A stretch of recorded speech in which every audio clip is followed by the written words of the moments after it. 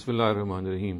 اسلام کے کھانے پینے کے آداب کے حوالے سے جو مختلف غلط فہمیاں پائی جاتی ہیں، ان میں سے ایک غلط فہمی یہ بھی ہے کہ شراب نوشی کے بارے میں یہ کہا جاتا ہے کہ چونکہ قرآن مجید نے بالکل صریح الفاظ میں اس کو ممنوع قرار نہیں دیا، چنانچہ اس کے بارے میں شاید کوئی شریعت کے اندر گنجائش موجود ہے۔ تو دیکھیے اس غلط فہمی کو دور کرنے کے لیے سب سے پہلے تو یہ بات ضروری ہے سمجھنے کے لیے کہ اللہ تعالیٰ نے جب انسان کو رہنمائی دی تو اس کی دو قسمیں ہیں۔ ایک رہنمائی وہ ہے جس کو ہم فطرت کی رہنمائی کہتے ہیں، جس کو ہم انیٹ گائیڈنس کہتے ہیں، جس کو ہم یہ کہتے ہیں کہ وہ شعور ہے جس کو لے کے انسان پیدا ہوا ہے، خیر و شر کا شعور جو ہے اس کے اندر پہلے سے موجود ہے۔ چنانچہ اس چیز میں اللہ تعالیٰ نے انسان کو ایک وسیع دائرہ ہے جو کہ ایک لحاظ سے اس کا اولین الہام ہے جس کو دے کے اس کو بھیجا ہے، اور جہاں پہ اس اولین الہام کے بارے میں یہ محسوس ہوا کہ ان سے چوک ہو سکتی ہے یا کئی فیصلہ کرنے میں دقت ہو سکتی ہے، وہاں اللہ تعالیٰ نے پھر دوسری رہنمائی کا بندوبست کیا اور اس کو وحی کی رہنمائی کہتے ہیں، اور پھر یہ بتایا کہ فلاں اور فلاں چیزیں جہاں پہ عقل ٹھوکر کھا سکتی ہے، جہاں پہ آپ کی فطری رہنمائی کسی وجہ سے چوک سکتی ہے صحیح راستے کو دریافت کرنے میں، وہاں پھر وحی کی رہنمائی آتی ہے اور وہ فیصلہ سناتی ہے۔ تو یہ وہ تقسیم ہے جو اللہ تعالیٰ کی شریعت میں ہر پہلو سے ہر جگہ موجود ہے، اور کھانے پینے کے آداب میں بھی اسی طرح سے موجود ہے۔ چنانچہ یہ دیکھیے کہ اسی وجہ سے کیونکہ انسان کی اپنی فطرت جو ہے اس معاملے میں بالکل واضح ہے کہ کیا وہ چیز ہے جو کھانے پینے کے لیے اس کے لیے موزوں ہو سکتی ہے اور کیا وہ چیز ہے جو موزوں نہیں ہو سکتی، اللہ تعالیٰ نے کوئی ایسی جامع فہرست قرآن مجید میں بیان نہیں فرمائی کہ جس کو ہم پڑھ کے یہ کہہ سکیں کہ فلاں چیز جائز ہے فلاں چیز ناجائز ہے۔ اللہ تعالیٰ نے قرآن مجید میں صرف انہی چیزوں کو سے تعرض کیا ہے، زیر بحث لے کے آئے ہیں کھانے پینے کے معاملے میں کہ جن کے بارے میں کوئی اشتباہ ہو سکتا تھا، کوئی کنفیوژن ہو سکتی تھی، اس کو انہوں نے دور کیا ہے۔ ورنہ کھانے پینے کے معاملے میں اور ان سب چیزوں کے معاملے میں اللہ تعالیٰ نے اصول بیان کر دیا ہے کہ جو طیبات ہیں وہ حلال ہیں اور جو خبائث ہیں وہ ناجائز اور حرام ہیں۔ طیبات اور خبائث کے بارے میں خود ہماری اپنی فطرت جو ہے، میں نے جیسا کہ عرض کیا، بالعموم چونکہ دھوکہ نہیں کھاتی، اس وجہ سے ہمیں اس کی کوئی فہرست نہیں دی گئی، اور یہ لاریب انسان کی عقل کا فیصلہ ہے کہ شراب نوشی بھی انہی فطری ممنوعات میں سے ہے۔ اس کی وجہ یہ ہے کہ ہر وہ چیز جو انسان کی عقل کو باطل کر دے، اس کو مخبوط الحواس کر دے، وہ کسی بھی طور سے بھی کسی بھی لحاظ سے جائز نہیں قرار دی جا سکتی۔ چنانچہ اسی اصول پہ یہ جو مختلف شرائع رہی ہیں ان میں ممنوع رہی ہے۔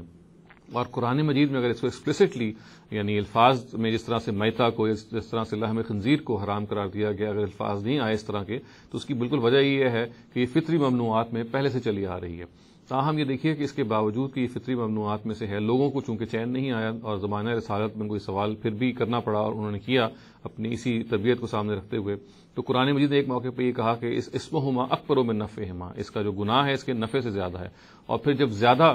لوگوں نے سوال کیا تو پھر قرآن مجید نے بالکل دو ٹوک الفاظ میں یہ کہا کہ رجس من عمل الشیطان، یعنی شراب نوشی کے بارے میں یہ کہا کہ انما الخمر والمیسر والانصاب والازلام رجس من عمل الشیطان، یعنی میسر آپ کو پتہ ہے ہم جوئے کو کہتے ہیں اور خمر شراب کو کہتے ہیں، تو خمر کے بارے میں قرآن نے یہ کہا کہ رجس من عمل الشیطان، گندا شیطانی کام ہے۔ چنانچہ قرآن مجید نے بھی اس میں کوئی کسر نہیں چھوڑی۔ اگر وہ فطری ممنوع ہونے کے نتیجے میں وہ بات بالکل پہلے سے واضح تھی، تو اگر کوئی اشتباہ رہ گیا تھا اور لوگوں کی اس طبیعت نے اس اشتباہ کو دور کرنے کے لیے سوال ہی کر دیا، تو ہمیں یہ معلوم ہے کہ زمانہ رسالت میں جب قرآن نازل ہو رہا تھا تو اللہ تعالیٰ نے یہ کہا یہ سوال اگر آپ تم کو کرو گے تو اس کا پھر لازماً جواب دیا جائے گا، اور یہ سوال کا پھر جواب دیا گیا لوگوں کے اندر جو یہ اشتباہ، یعنی اگرچہ اس میں کوئی اشتباہ نہیں تھا، یہ بات فطرت کی اپنی ممنوعات کے حوالے سے بالکل واضح تھی، مگر چونکہ لوگوں کو سوال سوار تھا، یہ سوال جب کیا گیا تو قرآن نے پھر ایکسپلیسٹلی صریح طور پہ یہ کہہ دیا کہ گندا شیطانی فعل ہے، اور اس سے ہر حال فجتنبوہ کے الفاظ آئے، اس سے تم پرہیز کرو، اس سے بچو۔ چنانچہ یہ کہنا کہ شراب نوشی چونکہ قرآن مجید میں بالکل صریح الفاظ میں اس کی ممانعت نہیں آئی، اس وجہ سے اس کی کوئی گنجائش ہے، یہ ایک غلط تعبیر ہے، ایک غلط انٹرپریٹیشن ہے۔ میں نے جیسا کہ عرض کیا کہ اللہ تعالیٰ کے ہاں جو ممنوعات ہیں، وہ چیزیں جو محرمات ہیں کھانے پینے کے معاملے میں، وہ انسان کی فطرت کے اندر چونکہ پہلے سے ودیعت ہیں، اور فطرت کی رہنمائی خود ایک ایسی رہنمائی ہے جو اللہ تعالیٰ کی طرف سے دی گئی رہنمائی ہے، اور جہاں پہ یہ ٹھوکر کھاتی ہے وہی کی رہنمائی آتی ہے اور ایک رہنمائی فراہم کرتی ہے۔ چونکہ اس میں کوئی ٹھوکر کھانے کا اندیشہ نہیں تھا، انسان ہمیشہ سے اس فیصلے پر بالکل صحیح عمل کرتا رہا ہے کہ ہر وہ چیز انسان کو مخبوط کر دے، یعنی نشہ ایک ایسی چیز ہے کہ جس کے بارے میں کوئی دو رائے نہیں ہے کہ ایک بری چیز ہے، اور ہماری انسانی فطرت نے، انسان کا جو ایک مجموعی عمل ہے،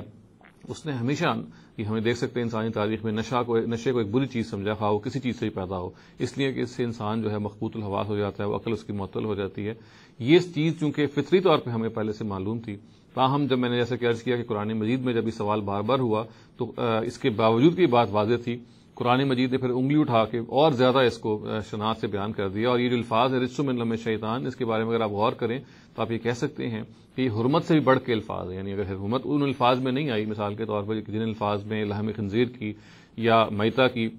یا غیر اللہ کے نام ذبیحہ کی حرمت ہے، جیسے قرآن الفاظ میں انما حرم کہہ کے الفاظ وارد کیے ہیں، تو یہ جو رجس من عمل شیطان کے لفظ کا الفاظ کہیں ہیں یہ اس حرمت سے کہیں بڑھ کے ہیں، اور یہ بتاتے ہیں کہ ایک گندا شیطانی فعل ہے، گندا شیطانی کام ہے. اور پھر قرآن نے فجتنبوہ کے الفاظ سے مزید اس پہ ایک قید لگا دی کہ تمہیں بچنا چاہیے اس چیز سے، کیونکہ یہ وہ چیزیں ہیں کہ جو انسان کے لیے بالکل اس کے انسانی شرف سے کے لحاظ سے بالکل ناموضوع ہیں. چنانچہ ہم یہ خلاصتاً کہہ سکتے ہیں کہ اگر شراب کی حرمت ان الفاظ میں وارد نہیں ہوئی کہ جن الفاظ کا لوگ تقاضا کرتے ہیں، تو اس کی بالکل وجہ وہی ہے جو میں نے آپ کو سامنے عرض کی کہ انسان کی فطرت میں ہمیشہ سے وہ حرام رہی ہے،